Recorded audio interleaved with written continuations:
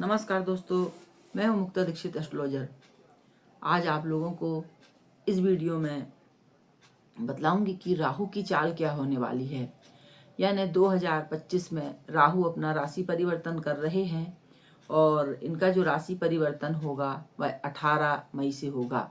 तो जी हाँ दोस्तों, 18 मई के बाद से राहु किन किन राशियों के लिए क्या फल लेकर आ रहे हैं, किसको बनाएंगे, किसको बिगाड़ेंगे, आज इसी बारे में इस वीडियो में आप लोगों को बतलाऊंगी।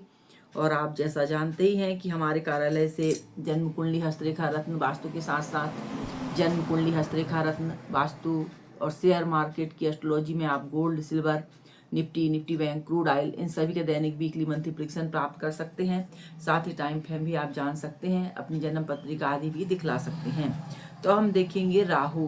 तो जी हाँ दोस्तों, राहु के बारे में यदि बात की जाती है तो राहु ग्रह जो रहते हैं एक छाया ग्रह रहते हैं और यह जिस भाव के साथ रहते हैं या जिस ग्रह की राशि में रहते हैं उसी के अनुसार जो है अपना फल प्रदान करते हैं। और केंद्र त्रिकोण के राहु अपना शुभ फल प्रदान करते हैं और आपके 6, 8, 12 में राहु का जो है शुभ फल में कमी आ जाती है। तो इस प्रकार से राहु जो ग्रह स्थिति बन रही है 2025 में, उसके अनुसार आपकी राशियों के अनुसार क्या फल प्रदान करेंगे। तो यहाँ पर मैं आपको मेष से मीन तक की स्थिति बताऊंगी, क्योंकि राहु की जैसी स्थिति होती है व्यक्ति का वैसा ही मन पर भी यदि कारक है साथ में तो प्रभाव आपके मन पर भी छोड़ता है। तो जी हाँ दोस्तों, और राहु के जो भी फल घटित होते हैं बड़े अचानक होते हैं, व्यक्ति उनके बारे में कुछ भी सोच नहीं सकता है कि आगे क्या हो जाए। तो इसीलिए जब भी राहु का कुछ विशेष प्रभाव रहता है तो बहुत ही सोच विचार के समझ के काम करना चाहिए। तो अब हम देखेंगे कि राहु क्या फल प्रदान करेगा आपको। तो सबसे पहले राशि जो हमारी आती है, सबसे पहली राशि आती है मेष। मेष राशि वालों के लिए देखेंगे तो राहु का जो गोचर हो रहा है 18 मई 2025 से, और यह लगभग 1.5 वर्ष तक जो है मेष राशि में गोचर करेंगे। और इनका क्या फल रहेगा वह मैं आप लोगों को बतला रही हूँ। और सूक्ष्म प्रेडिक्शन आपको अपनी जन्म पत्रिका से ही करवाना चाहिए और यह फल आप अपनी राशि से और लग्न से भी, दोनों से विचार कर सकते हैं। तो अब हम देखेंगे कि मेष राशि वालों के लिए, क्योंकि लाभ में गोचर हो रहा है तो शास्त्रों की वाणी या कथन हम मानते हैं तो राहु यदि लाभ में रहता है तो जीवन में अचानक जो है लाभ के योग बना देता है और शुभ कार्यों में प्रवृत्ति बढ़ा देता है। जो भी कार्य आप करते हैं उन सभी से आपको लाभ के योग बनते हैं। दान पुण्य यदि हम अच्छे कार्य करते हैं तो इससे राहु के भी हमें और शुभ फल जो है प्राप्त होते हैं। इसके साथ क्योंकि राहु की जो दृष्टि पंचम भाव पर पड़ती है और द्वितीय यानी कि धन भाव पर पड़ती है, तो इसके प्रभाव से थोड़ा बहुत मित्र, संतान और जो है उनको कष्ट के योग बनते हैं, पारिवारिक थोड़ी कलह भी यह दिखलाते हैं। तो इस प्रकार से, लेकिन लाभ में जब भी राहु का गोचर होता है तो अचानक बड़े लाभ और बड़े हानि के योग भी बना देते हैं। तो मेष राशि वालों के लिए क्योंकि शनि की 7.5 का प्रभाव भी आ रहा है तो इसीलिए कोई भी कार्य, कोई भी निर्णय करने से पहले दोनों तरफ का जो है विचार करें, लाभ और हानि का, उसके बाद ही कोई काम करें। लेकिन यह बात ध्यान में रखें कि किसी पर विश्वास करना आपके लिए इन 1.5 वर्षों में हानिकारक सिद्ध हो सकता है। अगला हम देखेंगे वृषभ राशि। तो वृषभ राशि वालों के लिए यदि हम बात करेंगे तो गोचर जो हो रहा है 10म स्थान यानी कर्म क्षेत्र पर हो रहा है। और जब भी कर्म स्थान पर यानी कि कुंभ राशि पर इनका गोचर है और कर्म स्थान पर है, तो यदि राशि की हम गणना करते हैं तो अचानक आपके मान में वृद्धि हो जाती है, शत्रुओं का नाश होता है, सोचे हुए कार्य आपके पूरे होते हैं। यदि कई दिनों से आपके नौकरी, ट्रांसफर आदि के जो योग बनते हैं यदि नहीं हो रहे हैं तो इस वर्ष जो है आपके होने के योग बनेंगे। इसके साथ पुण्य कार्यों की भी आपको प्राप्ति होगी, यात्राओं के भी आपको योग बनेंगे। लेकिन यदि हम इनकी दृष्टि देखते हैं तो व्यय भाव पर इनकी तीसरी दृष्टि पड़ रही है, उसके कारण धन हानि के आपको योग बन सकते हैं। इसीलिए सोच विचार के ही कार्य करें। और अगला हम देखेंगे तो आपकी आती है, और इसके साथ साथ भूमि, वाहन, भवन, यदि आप इन सबको लेने के लिए प्रयासरत हैं या कोशिश कर रहे हैं तो हो सकता है कि यह मनोकामना भी आपकी जो है पूरी हो सकती है। अब हम देखते हैं मिथुन राशि। जी हाँ दोस्तों, मिथुन राशि की यदि हम बात करते हैं तो मिथुन राशि के स्वामी बुध होते हैं और जो है शनि यानी कि इनका जो गोचर हो रहा है नवम भाव पे हो रहा है, तो इसके प्रभाव से यदि हम देखेंगे तो अचानक विशेष धन लाभ के योग ये प्रदान करते हैं। इसके साथ साथ आपको राज्य से, सरकार से, या आप जो कंपनियों में काम करते हैं और या कोई नया कार्य कर रहे हैं, इन सभी में आपको लाभ के योग जो है देखने को मिलेंगे। इसके साथ आपको सहायता सहयोग की भी प्राप्ति के योग बनेंगे और जो है लेकिन थोड़ा सा मन में बेचैनी और क्लेश की स्थिति बनी रहेगी। तो इससे निपटने के लिए चंद्र आदि की जो है उपाय आपको करना चाहिए। अगला हम देखते हैं कर्क राशि। कर्क राशि वालों की यदि हम बात करेंगे तो अष्टम स्थान पे गोचर हो रहा है। जी हाँ दोस्तों, जब अष्टम स्थान पर गोचर होता है राहु का, तो ऐसे में यह अशुभ योग प्रदान करते हैं, यानी कि जो है धन लाभ के साथ साथ आपको रोग की उत्पत्ति कर सकते हैं या किसी संकट में डाल सकते हैं या कोई ऐसी परेशानी ला सकते हैं जिसका भी आपने कभी सोचा भी ना हो। किसी बड़ी समस्या या संकट में ये आपको फंसा सकते हैं। तो ऐसी स्थिति में जो है बहुत ही सोच समझ के कार्य करें, लेकिन चतुराई और धैर्य से आप बड़ी से बड़ी मुश्किल को भी पार कर सकते हैं।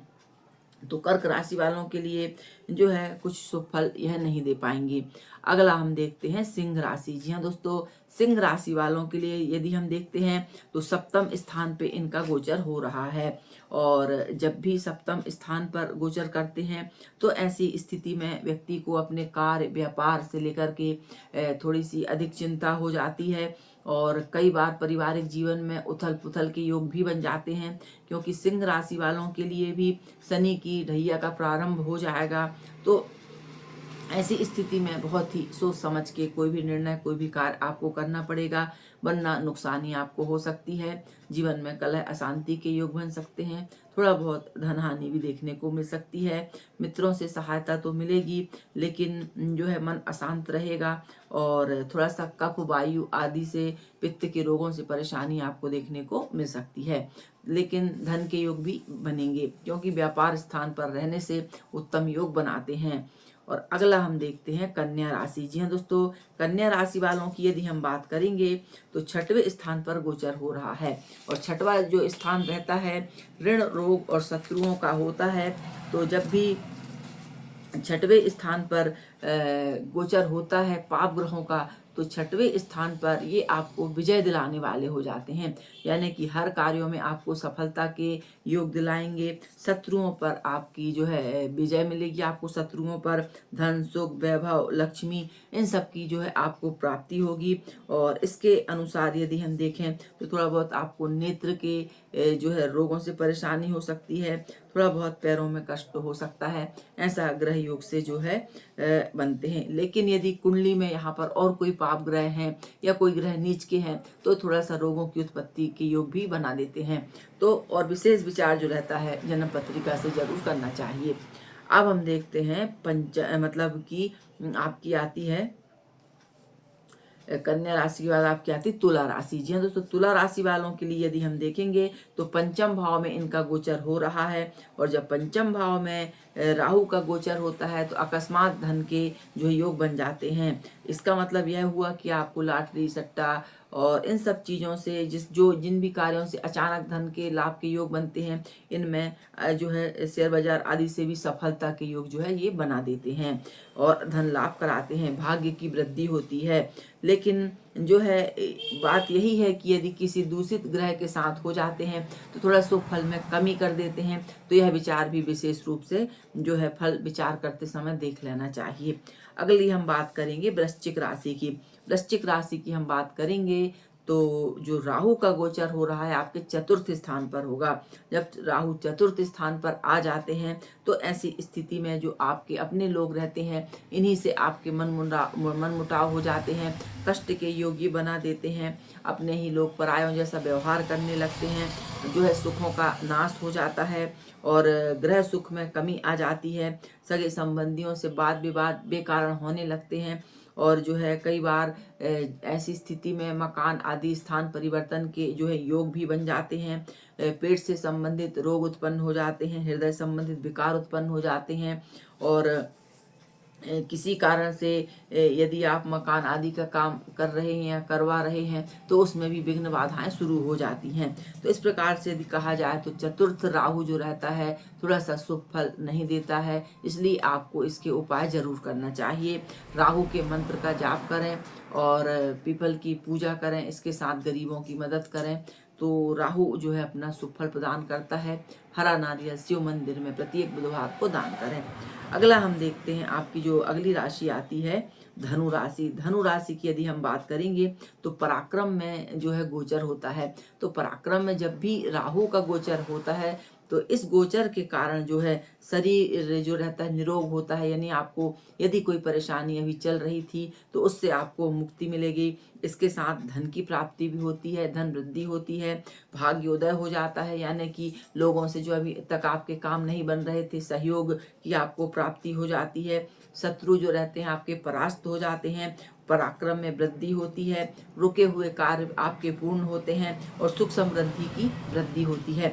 इसका मतलब यह हुआ कि जो है धनु राशि वालों के लिए अच्छा समय लेकर जो है राहु आ रहे हैं। अभी तक जो भी आपके कार्य नहीं बन रहे थे उनमें सब में आपको सफलता के योग बनेंगे, साथ ही साथ मान सम्मान की वृद्धि भी करेंगे।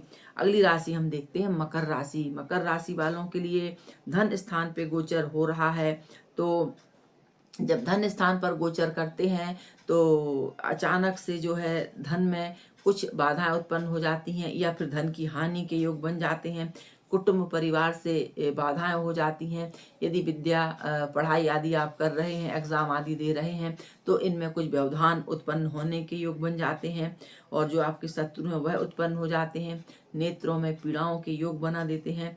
तो इस प्रकार से द्वितीय स्थान के जो राहु रहते हैं थोड़ा सा धन से संबंधित परेशानियां जो है बढ़ा देते हैं।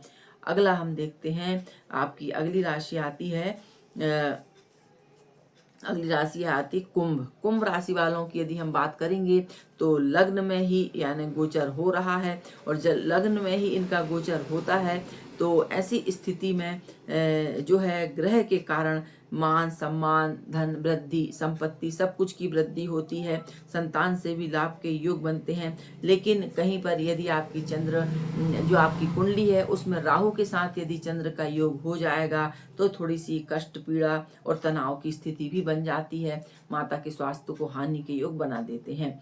अब हम बात करेंगे मीन राशि की। तो मीन राशि के जो है 12वें स्थान पर गोचर हो रहा है और मीन राशि की यदि हम बात करते हैं तो मीन राशि पर शनि की 7.5 का भी प्रभाव चल रहा है, जिसके चलते हुए थोड़े से कष्ट और ये बढ़ा सकते हैं। और जब राहु 12वें भाव में आते हैं तो अत्यधिक परेशानियों को न्योता देते हैं। इसके साथ साथ जो है आपका धन भी खर्च होता है, भूमि वाहन भवन के सुख में कमी हो जाती है, यानी आपको यात्राएं करनी पड़े या अचानक कहीं परेशानी बन जाए, रोग बीमारी आ जाए जिसमें परेशान होना पड़े, तो इस प्रकार से घर छोड़ना पड़े। कई लोग जो लड़ाई झगड़े आदि करते हैं उन्हें वाद विवाद से बचना चाहिए। बंधन के भय यानी कि कोर्ट कचहरी जेल के भी योग भी ये बनवा देते हैं और तो इस प्रकार से थोड़ा सा सावधानी रहने की जरूरत रहती है।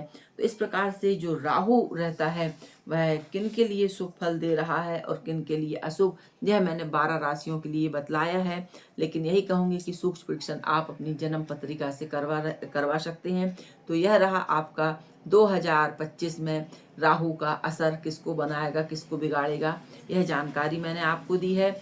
और राहु को जो है बलवान करने के लिए 7 मुखी रुद्राक्ष पहन सकते हैं, 8 मुखी रुद्राक्ष और 9 मुखी रुद्राक्ष का भी वो आप उपयोग कर सकते हैं। इसके साथ साथ काला हकीक पत्थर जो है अच्छा असर करता है। वीडियो जानकारी अच्छी लगे तो लाइक से सब्सक्राइब जरूर कीजिए। देखने के लिए धन्यवाद। नमस्कार।